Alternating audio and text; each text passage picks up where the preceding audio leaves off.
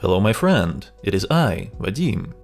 Today I'm going to test this old Nvidia GTX 660 graphics card that was released back in August 2012. I want to check how it is holding up in 2021. We are going to test the latest Triple-A titles as well as some competitive games that are less demanding but are extremely popular right now.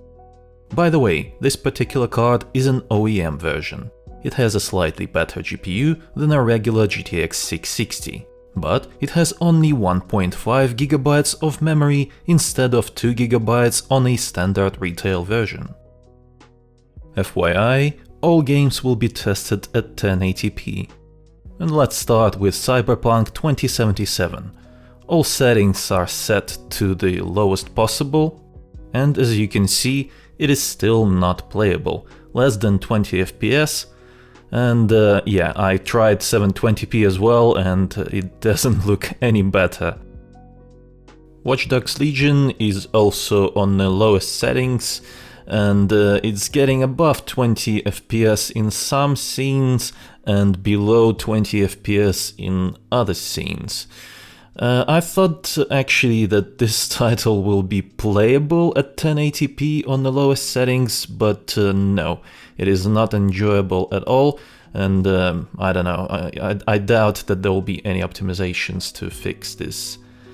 And as you can see, video memory is actually okay, so 1.5 GB is not a bottleneck here. It is the GPU that is a bottleneck here. GTX 660 is just not enough to play this game. And now let's move on to some games that are actually playable on this graphics card. This is Witcher 3. It is quite an old game, but still it looks very good. And on the lowest settings you can get this FPS, which is about 40 FPS on average. It is okay, it is playable. Although the graphics are on the lowest setting possible, it doesn't look that great, but at least it's something.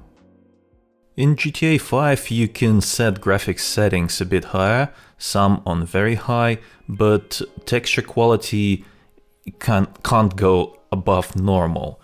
It just won't, because 1.5 GB of video memory is just not enough for that. That's one of the problems with the older GPUs. They have less video memory, and even though the GPU itself can handle higher settings, higher texture settings, it's just not enough VRAM for that. I'm actually using a capture card to record all of these gameplays, and for some reason in this particular game FPS was capped at 60, nothing I could do about it. I tried several things to sort it out, but impossible. So yeah, at least you can see that in most cases FPS can be at 60 stable, and it is very playable, enjoyable.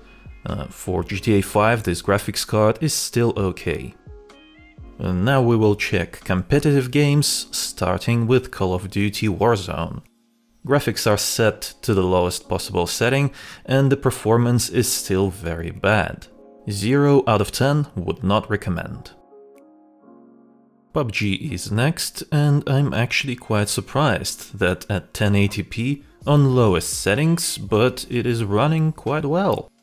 I played one round on a new map and it was quite enjoyable.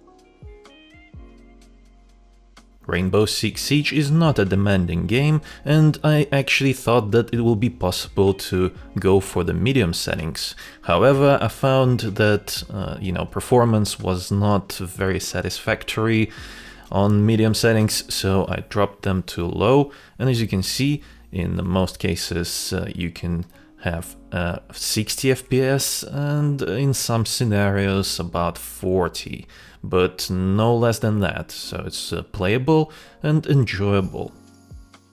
In Fortnite it was possible to set graphics quality to medium and 3D resolution. I set it to 100% instead of 66 that the game wanted me to, because it is possible to maintain stable 60 FPS even at 100% resolution. Unfortunately, it is another one of the games where FPS got capped at 60, even though I specifically selected unlimited frame rate in the settings. But whatever, you can play this game at stable 60 FPS. In League of Legends I was able to select the maximum graphics quality at 1080p, and FPS stayed above 100 even during intense teamfights. GTX 660 is also shining in Dota 2. I don't play this game, but from what I can see, even during intense teamfights, the FPS will stay above 60 for sure. The last game on the menu today is Apex Legends. I set graphics very close to the minimum, but there are a few options left on medium. So it is possible to lower that even further if you want FPS to be closer to 60. With my settings it does dip to around 40 from time to time, but it didn't bother me that much, to be honest. The game was playable as is. In conclusion, you can play some games on GTX 660 in 2021, but it won't be any new AAA titles at 1080p for sure. Your gaming will mostly consist of competitive titles that have been around for a long time, hence why they are optimized to run even on old PCs. If playing League of Legends or Fortnite all you do, then this card may be perfect for you. At least you can get it pretty cheap compared to some other options out there right now. Let me know in the comments, what do you think about this type of videos? If enough people will enjoy it, I may start testing older graphics cards on my channel regularly. It is quite interesting to explore old hardware in modern games. Like and subscribe for more. It was I, Vadim. Until next time.